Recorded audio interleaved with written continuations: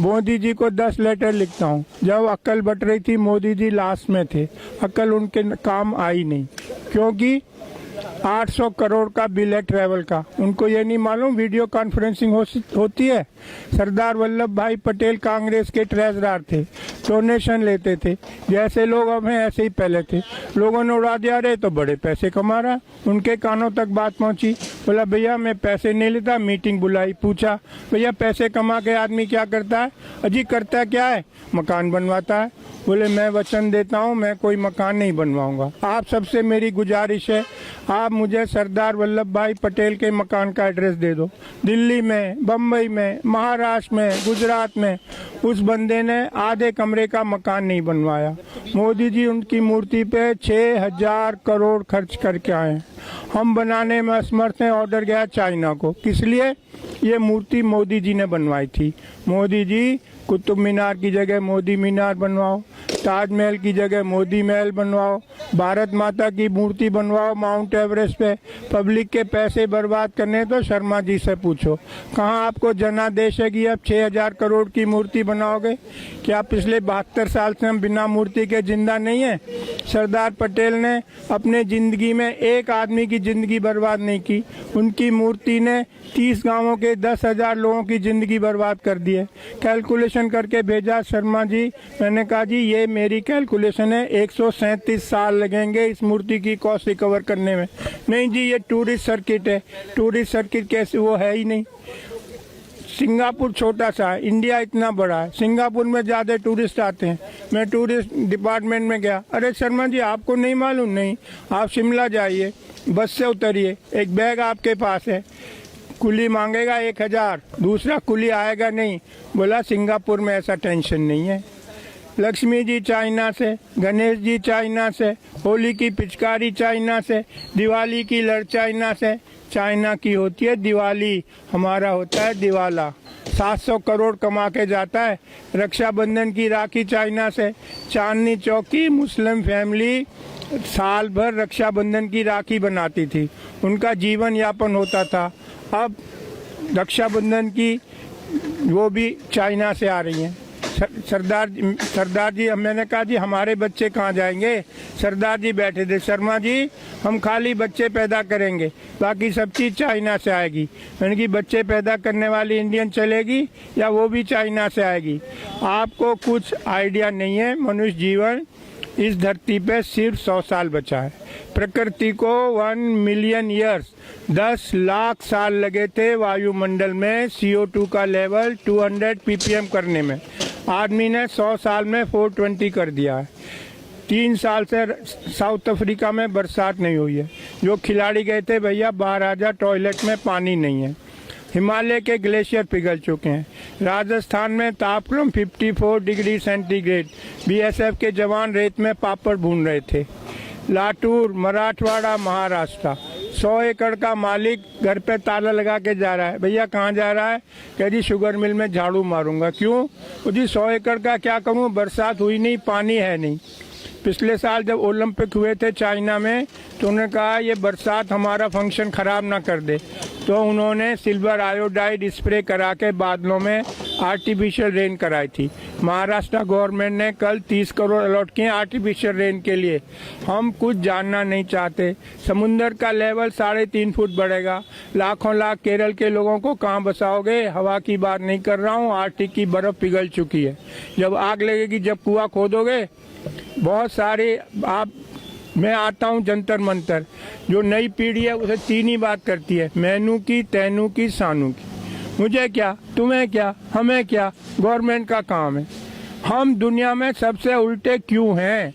Sweden ने कल $100 का सरचार्ज लगाया है एयर ट्रेवल पे। फिनलैंड ने बैन कर दिया, कोई हवाई जहाज से नहीं जाएगा। यूरोप में कार्बन क्रेडिट एविएशन के लिए पूरे साल आप एक स्टाफ फ्लाइट नहीं ले जा सकते। क्यों?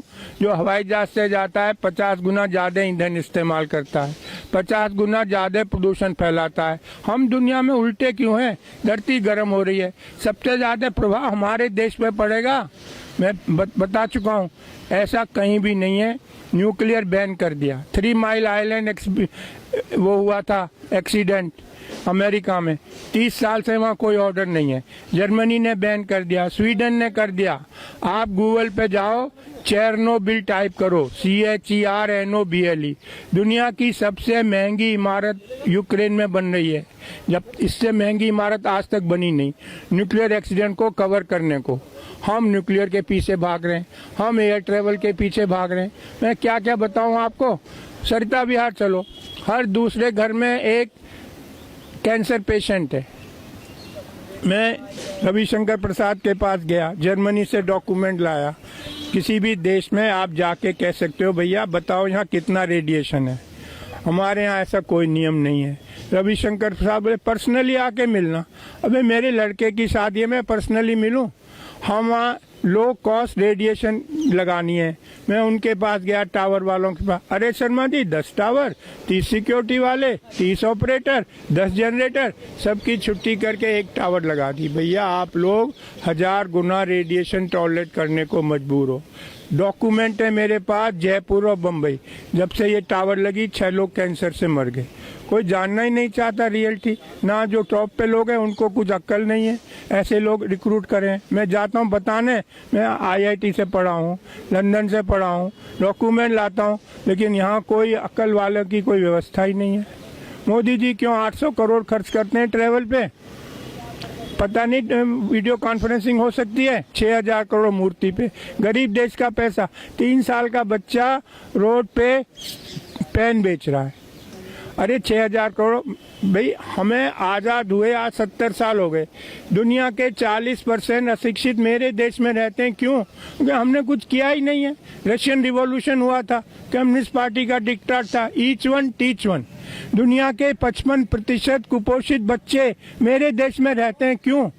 आदमी माँ के पेट से पैदा होगा कि आम के पेड़ पे लगेगा। 52% फीमेल आर एनीमिक। नई पीढ़ी स्वस्थ कैसे पैदा होगी?